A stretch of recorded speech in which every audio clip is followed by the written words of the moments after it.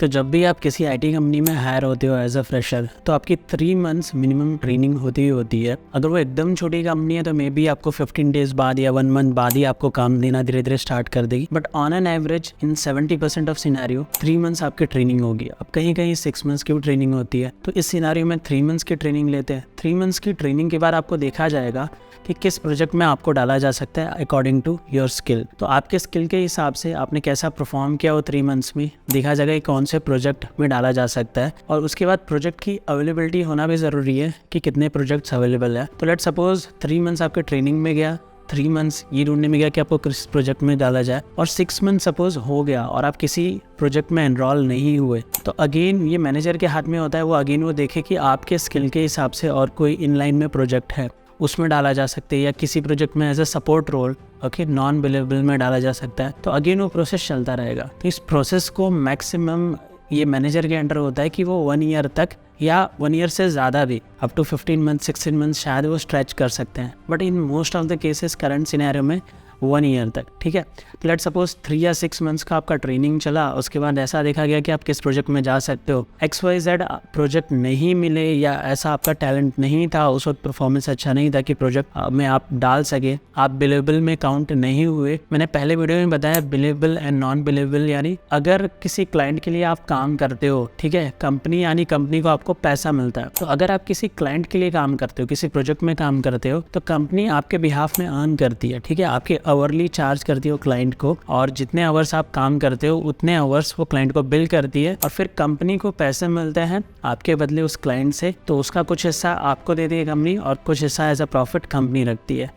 तो अगर आप नॉन बिलेबल हो तो सबसे ज़्यादा प्रॉब्लम्स उस रोल्स पे आ जाती है, तो कंपनी को अपने पॉकेट से पे करना पड़ता है। Now coming to certain scenarios कि गाइज क्या आईटी की जॉब सेफ रहती हैं, या कौन से जॉब रोल सेफ रहते हैं और कौन से जॉब रोल सेफ नहीं रहते। तो गाइज मैं आपको एक ही चीज़ बोलूँगा, देखो कि no job is safe in IT. तो क्या फिर आईटी इंडस्ट्री में जॉब करना चाहिए या नहीं करना चाहिए? तो गाइज टू बी क्लियर, देखो आईटी इंडस्ट्री में डिमांड बहुत अच्छी है। आप जो सीखते हो, बिलीव मी, लेट सपोज कि जॉब मार्केट या स्किल मार्केट 100% में डिवाइडेड है। तो जब आप एक आईटी कंपनी में जॉब करते हो ना, एक अच्छे रोल पे या एक डेवलपमेंट या कोडिंग वाले रोल पे, तो आपकी जो लर्निंग कर्व होती है ना वो बहुत हाई होती है। आप जो सीखते हो वो स्किल मार्केट में टॉप 30% की स्किल होती है। आपकी जो ग्रोथ होती है, आपकी जो लर्निंग होती है वो मोस्टली टॉप 30% की होती है। तो उससे एज ए पर्सन आप अपने आप में ही बहुत अच्छा इंप्रूवमेंट देखते हो, और उसी बदले आपको पे भी अच्छा मिलता है, आपको ग्रोथ भी अच्छा मिलता है। तो जब लेट सपोज कि XYZ कंपनी में आपने अच्छा काम किया, उसके बाद भी कंपनी ने आपको फायर कर दिया, तो गाइज इट्स वेरी सिंपल, उस कंपनी ने फायर किया है, आपको XYZ नेक्स्ट कंपनी में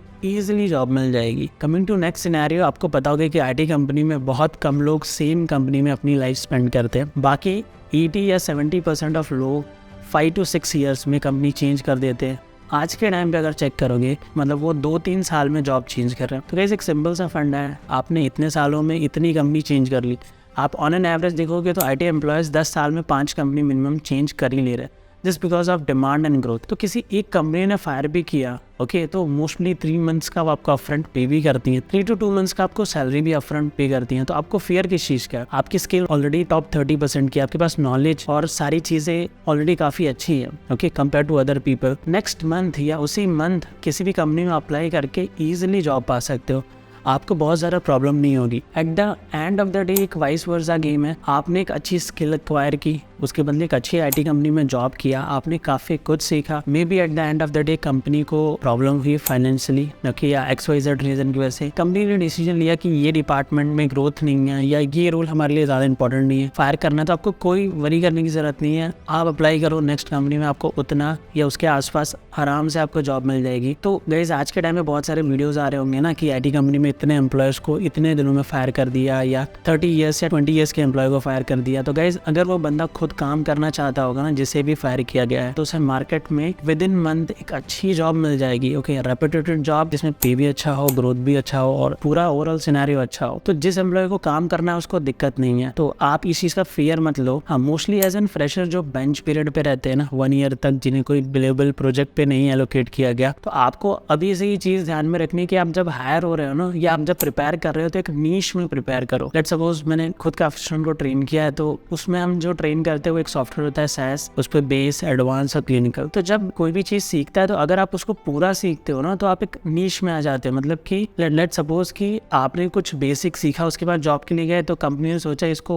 बेसिक लेवल का इंटरव्यू लेके हायर कर लेते हैं। उसके बाद जैसे हमारे पास प्रोजेक्ट आएगा, जो बड़ी कंपनीज होती है ना, एसेंचर, TCS, विप्रो, उनके पास प्रोजेक्ट आएगा तो फिर आपको प्रोजेक्ट पे एलोकेट कर देंगे। बट लेट्स सपोज आपने SaaS का बेस, एडवांस और क्लिनिकल सीखा होता तो मोस्ट प्रोबेबली आपको क्लिनिकल प्रोजेक्ट पे ही एलोकेट करते, वो आपको XYZ रोल के लिए हायर नहीं करते। आप कुछ भी सीखो तो इन डेप्थ में सीखो और आपको प्रॉपर्ली क्लियर होना चाहिए कि आपको क्या जॉब रोल के लिए जाना है, क्या डिपार्टमेंट में जाना है। कंपनी को भी क्लियर रहेगा, अगर आपने प्रिपरेशन उस लेवल की होगी ना तो कंपनी को क्लियर रहेगा कि इसको इसी प्रोजेक्ट में डालना है और हमने इसी चीज के लिए हायर किया है। मोस्ट प्रोबेबली ये प्रॉब्लम तब क्रिएट हुई जब उन्होंने बेसिक नॉलेज पे बहुत सारे बंदे उठा लिए, क्योंकि कंपनी पिछले 3-4 साल से ग्रोथ देख रही थी, उन्हें लगा आगे भी ग्रोथ होगा, जो न्यू टैलेंट को हायर किया है बेसिक नॉलेज पे उनको ट्रेन करके उस पे दे देंगे। आपकी खुद की मेहनत अगर अच्छी हो, अगर आपने अच्छा नॉलेज गेन किया हो, अब चाहे वो नॉलेज आपने यूट्यूब से खुद से पढ़ के या वेबसाइट से गेन किया हो, चाहे वो नॉलेज किसी इंस्टीट्यूट से गेन किया हो, तो किसी भी नॉलेज को गेन करते हो तो एटलीस्ट 60-70% गेन करो। आपको क्लियरिटी होनी चाहिए मैं किस रोल के लिए जॉब पे जा रहा हूँ, कंपनी को क्लियरिटी होनी चाहिए वो किस रोल के लिए हायर कर रही है। वो ऐसा ना सोचे कि जो जॉब आएगा हमारे पास आएगा इस बंदे को उसमें डाल देंगे। In worst of the cases ऐसा कुछ सिनेरियो आता है, आपको डाल रहे तो फाइन है, बट कंपनी को क्लियर होना चाहिए, आपको भी क्लियर होना चाहिए किस जॉब रोल के लिए प्रिपेयर कर रहे हो। और अगर आपने 4-5 या 10 साल काम कर लिया उसके बाद आप फायर हो रहे हो तो आपको टेंशन लेने की कोई जरूरत नहीं है, नेक्स्ट कंपनी आपके लिए रेडी रहेगी। और guys at the end of the day मैं आपको कुछ ऐसे रूल्स बताता हूँ जो एक कंपनी के लिए इंपॉर्टेंट होते हैं और ऐसे रूल्स जो कंपनी के लिए इंपॉर्टेंट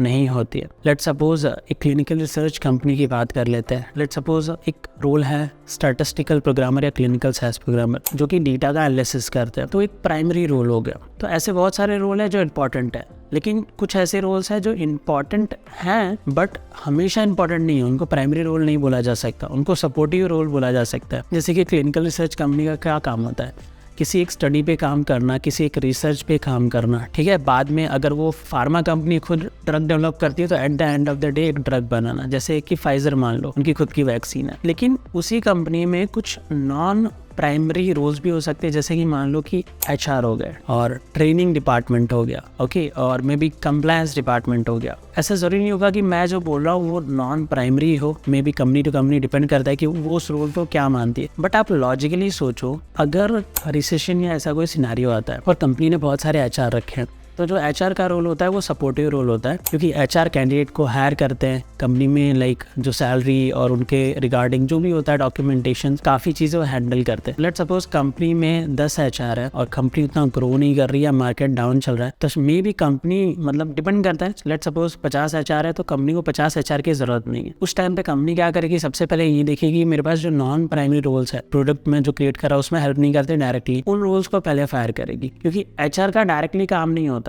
HR का मोस्टली काम रिक्रूटमेंट, इंटरव्यू अरेंज करना, कैंडिडेट अरेंज करना, काफी सारे काम होते हैं, लेकिन ये कुछ बेसिक काम होते हैं, तो उन रोल्स पे शायद वो पहले जाएंगे, ठीक है, अगर स्लो डाउन आता है तो। उसके बाद ट्रेनिंग डिपार्टमेंट, लेट्स सपोज सब इकोनॉमी डाउन चल रही है, उन्हें बहुत बंदों को हायर नहीं करना, ट्रेनिंग नहीं करना, तो ट्रेनिंग डिपार्टमेंट की उतनी इन्वॉल्वमेंट की जरूरत नहीं पड़ती। सिमिलरली कंप्लायंस डिपार्टमेंट, तो जो ऐसे डिपार्टमेंट होते हैं ना जो नॉन प्राइमरी होते हैं, तो उसमें ऐसा नहीं कि पूरे डिपार्टमेंट को निकाल देंगे, बट जो जॉब रोल जरूरी नहीं है ना उसको कट डाउन करेंगे। फिर ही उसके बाद जो ऐसे जॉब रोल्स होंगे जो प्रोग्रामिंग, जो कि प्रोडक्ट के डेवलपमेंट में डायरेक्टली इन्वॉल्व हो, जैसे कि as in clinical research company clinical SaaS programmer या स्टैटिस्टिकल प्रोग्रामर, तो उस ड्रग के डेवलपमेंट में जो डेटा आता है, ठीक है, साइट से जो पूरा डेटा आता है उस डेटा को एनालिसिस करते हैं, फिर फाइनली रिपोर्ट्स रेडी करते हैं, वो FDA को जाता है, फिर FDA चेक करती है कि हाँ मतलब ये इफेक्टिव है कि नहीं और सेफ है कि नहीं as per the data and as per the report. तो अगर वो ड्रग इफेक्टिव होता है या एफिकेसी या सेफ्टी शो करता है तो फिर वो अप्रूव करते हैं और ड्रग मार्केट में आ जाती है।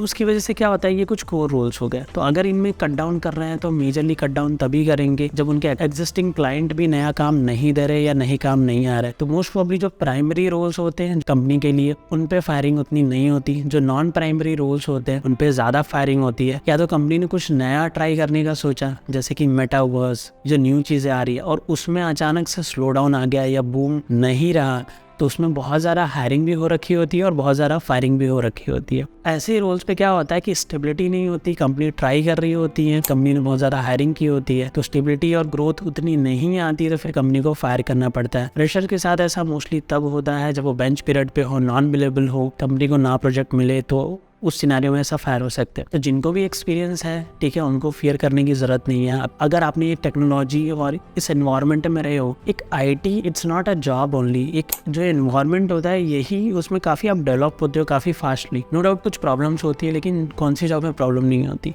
लेकिन जो यहाँ पे आपका डेवलपमेंट होता है वो एक नेक्स्ट लेवल का होता है, टॉप 30% का होता है। काफ़ी कुछ सीखते हो। मेरे खुद के एक्सपीरियंस से मैंने काफ़ी कुछ सीखा है। आप इनडायरेक्टली आपको अच्छी ग्रोथ और सैलरी तो मिल ही रही होती है, आप खुद भी डेवलप कर रहे होते हो, आप आगे बढ़ रहे होते हो, और इसी के लिए आप अपना टाइम स्पेंड करते हो। At the end of the day company fire भी करती है, डोंट नीड टू वरी, आपके पास सब कुछ है। You can just go in the market, look out a new job, आपको जॉब भी मिल जाएगी, आपकी जर्नी वापस स्टार्ट हो जाएगी। लेकिन अगर आप बहुत ज़्यादा स्टेबल हो चुके होगे, आपने कभी सोचा ही नहीं अगली जॉब करने का, तो आपको ऐसा हो सकता है। सोचो, फियर रहेगा वो आपके माइंड में रहता है, आपके हिसाब से फियर रहेगा। नहीं तो अगर आपको माइंड में फियर नहीं रखोगे, आप ऐसा रखोगे मेरे पास स्किल तो है, at the end of the day यहाँ पे कंपनी ने XYZ रीजन से फायर भी किया तो कोई दिक्कत नहीं। मैं अपने स्किल से जो मैंने काम किया है 5-10 साल या 3 या 2 साल, मैं दूसरी कंपनी में जाऊँगा और मुझे आराम से जॉब दे देगी। विदिन 1 मंथ आपको 5-10 ऑफर्स आराम से ले सकते हो। अनटिल आप कंपनी के CEO हो, डायरेक्टर हो, आपका पे बहुत हाई है और मार्केट में बहुत ज़्यादा स्लो डाउन चल रहा है, तो शायद दिक्कत हो सकती है। बाकी मिड रोल्स के लिए, मैनेजर रोल्स के लिए, डायरेक्टर रोल्स के लिए आपको उतनी दिक्कत कभी भी नहीं आएगी। तो आशा करता हूँ इस वीडियो से आपको कुछ ना कुछ सीखने ज़रूर मिला होगा। तो मिलते हैं अगली वीडियो में, तब तक के लिए बाय बाय दोस्तों।